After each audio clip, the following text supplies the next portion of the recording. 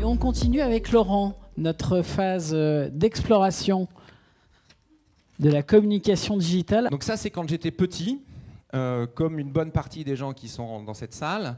Ça, c'était quand j'avais 20 ans. Hein, j'en ai pas beaucoup plus aujourd'hui. Le fameux 3210, Windows 98, un beau souvenir, et l'ancêtre de Google. Il n'y avait pas de Google, et la base, c'était un annuaire. C'était avant d'être. C'était à tel point que vous vous rappelez le film Retour vers le futur. Ouais. Dans le 2, il parle de Yahoo. Hein, il dit si hop, achète des actions Yahoo. Hein, s'il devait refaire le film aujourd'hui, il ne parlerait pas du tout de Yahoo. Et il parlerait d'ailleurs certainement d'entreprises dont vous ignorez complètement le nom, et on va le voir aujourd'hui. Alors la première question que je voulais me poser, c'est est-ce que le vu à la télé existe-t-il encore? Alors on va essayer de se faire un quiz. Ça vous parle, hein? Voilà, c'est le plateau du journal de 20h de TF1. Le journal de 20h de TF1, le maximum qu'il fait en termes de nombre de vues, c'est 5,24 millions de personnes en France pour un journal de 20h. C'est ce qu'on appelait la ménagère de moins de 50 ans. Je m'inclus dedans. C'était le fameux temps de cerveau disponible. Le journal de 20h, il est très très peu prescriptif. Tout le monde le regarde. Et donc, si Anne-Sophie Lapix, elle dit je suis allé me faire coiffer dans le salon Intel, la probabilité que tout le monde se rue dans ce salon est assez faible, parce qu'en réalité, la communauté n'est pas très engagée.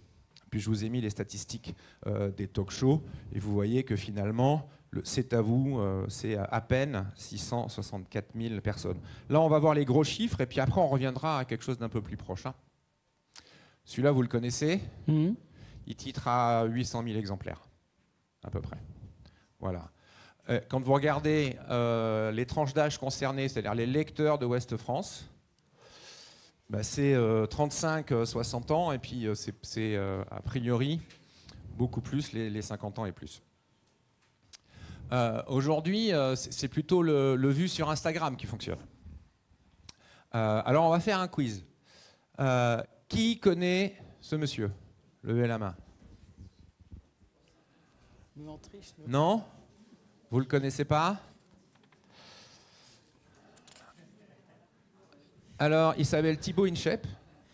Il a 24 millions d'abonnés. C'est le premier influenceur en France aujourd'hui. Il a plus de 8 milliards de vues sur YouTube. On a regardé le TF1, le journal de TF1, hein, 5 millions de vues. Alors, tout le monde connaît le journal de TF1, mais lui, il ne vous parle pas. Alors, il a commencé à faire de la muscu. Hein, bon, on voit un peu les épaules. Hein, il est un peu comme moi. Mais maintenant, il a énormément diversifié son contenu. Et lui, s'il dit « je bois du coca », tout le monde va boire du coca. Hein. Ceux-là, ils vont boire du coca. Hein. Il a un taux d'engagement sur sa communauté qui est très très fort. En termes de prescription, il va être extrêmement fort. Les deux là, ils vous parlent? Alors, qui connaît? Voilà. Alors, eux, vous irez voir leur contenu. Franchement, ça casse pas trois pattes à un canard, mais bon, ils tournent à 12 millions d'abonnés. 12 millions d'abonnés. Ils passent leur temps à se faire des bêtises l'un et l'autre. Je mets du liquide vaisselle dans le verre de madame. Madame met du scotch. Enfin voilà, c'est les Monty Python d'aujourd'hui. 12 millions d'abonnés. 12 millions d'abonnés. Il y a quelques années, Ardisson recevait Squeezie en se moquant de lui. Ardisson devait avoir 200 000 spectateurs sur son émission. Squeezie, il fait 19 millions de personnes. Lui, vous ne pouvez pas l'avoir loupé la semaine dernière. Qui l'a loupé la semaine dernière? Vous l'avez loupé la semaine dernière. Inoxtag. Alors lui il fait 11 millions d'abonnés. Il a gravi l'Everest. C'est ce que vous avez vu. Voilà. Voilà. Il a gravi l'Everest. Pourquoi c'est intéressant? Parce que là, on n'est plus tout à fait dans notre ami Thibaut Inchep avec son dos de tortank, où il se montre en train de faire de la muscu, etc. Et ça reste passif. On n'est pas avec le couple qui passe son temps à faire des bêtises. Lui, il a eu un impact dans la vraie vie. Il est parti 6 mois, il a monté l'Everest, il en a fait un film Le film sort en salle. Il le sort sur YouTube en même temps que la sortie en salle. Il fait tellement de rentrées le premier jour que l'industrie cinématographique ne va pas l'embêter sur le fait qu'il a sorti sur YouTube de manière gratuite la vidéo le jour où c'est sorti en salle. 11 millions d'abonnés. Lui, il vous parle pas? Lui, on lève la main, monsieur le président, mais sinon vous allez me gâcher le truc. Lui, c'est le GOAT. Le GOAT. 315 millions d'abonnés. C'est un Américain, c'est l'influenceur le plus connu dans le monde. Le mec ne fait que des bêtises, il distribue des billets dans la rue, etc. 315 millions d'abonnés. 5 fois la France. 5 fois la France. Ouais. Donc là, on est dans les très très gros chiffres. Le message que moi je souhaitais vous faire passer dans un premier temps, c'est que l'Internet que vous connaissez, je vous le répète, l'Internet que vous avez sur YouTube, etc., n'est pas l'Internet dans sa totalité quand on passe à côté de quelqu'un qui imprègne 315 millions de personnes. Voilà les plateformes les plus utilisées dans le monde. Facebook, YouTube, WhatsApp, Instagram, TikTok, WeChat. Faut pas oublier la Chine. Hein. La Chine, c'est un continent, c'est 1,2 milliard de personnes. Ils n'utilisent pas les plateformes que nous, on utilise. Et puis TikTok n'était pas là il y a 5 ans, même s'il n'est pas utilisé là-bas. N'était pas là il y a 5 ans.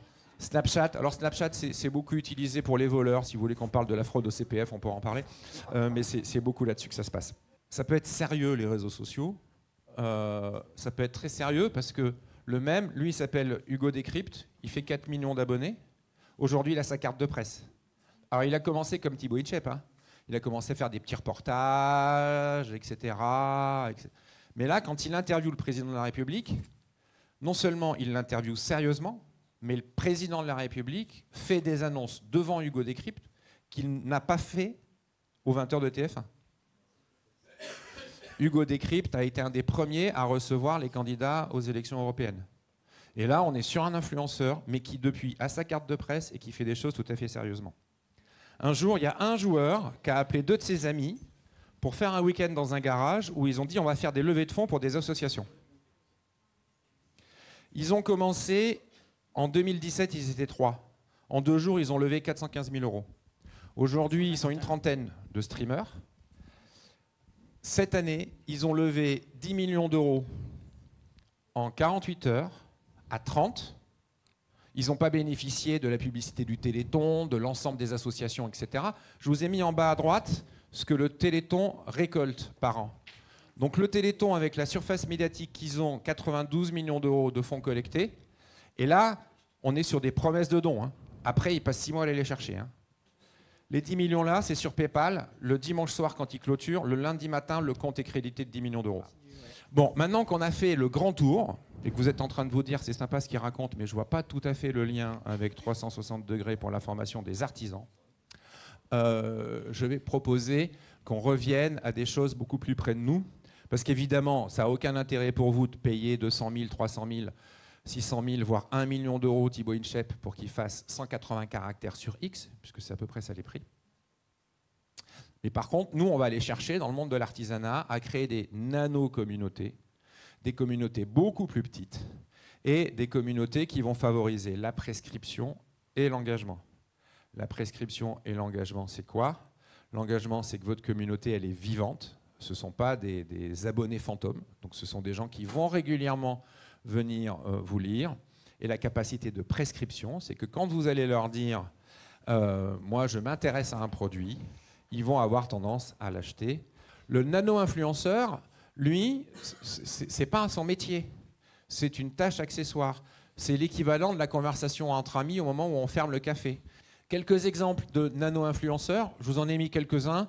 Il y en a qui relèvent de vos champs d'activité, il y en a d'autres qui ne relèvent pas de vos champs d'activité. C'est pas grave, mais c'est pour vous donner quelques illustrations.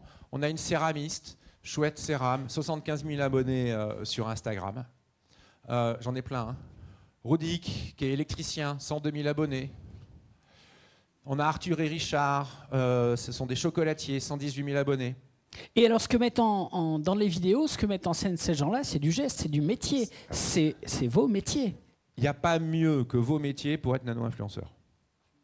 Il n'y a pas mieux que vos métiers pour être nano-influenceur. C'est concret, c'est visuel, c'est proche des gens. Ce sont des objets de la vie quotidienne, comme on parle en communication. Donc ça parle à tout le monde. Vous avez des métiers visuels, vous avez des métiers proches du quotidien, ils sont souvent manuels. Vous avez des choses à dire, vous avez des choses à montrer. Vous avez souvent une clientèle fidélisée qui peut facilement constituer votre communauté. Et vous pouvez même faire une vidéo en disant « Écoutez les amis, moi je ne peux pas vous répondre en 10 secondes. Je m'occupe de vos chiens, donc je vous répondrai ce soir. » Et c'est accepté parce qu'on l'aime pour son métier. Et c'est accepté parce qu'on est nano-influenceur, parce que votre communauté, c'est les gens que vous connaissez, c'est les gens qui apprennent à vous connaître, et ils sont plus proches de vous. Commencez à construire votre communauté grâce à vos clients IRL, in real life, comme disaient les Anglais. Trouvez votre style. Trouvez votre style. Vous n'êtes pas là, en tant que nano-influenceur, vous n'êtes pas là pour jouer un rôle. Trouvez votre style. Parlez à la caméra comme vous parlez tous les jours. Soyez vous-même. C'est l'authenticité qui va faire l'engagement de votre communauté. Et puis ça va vous apprendre à vous voir à la télé, ce qui n'est pas évident au départ. Publiez régulièrement des contenus courts et répondez aux commentaires. Proposez des nano-animations.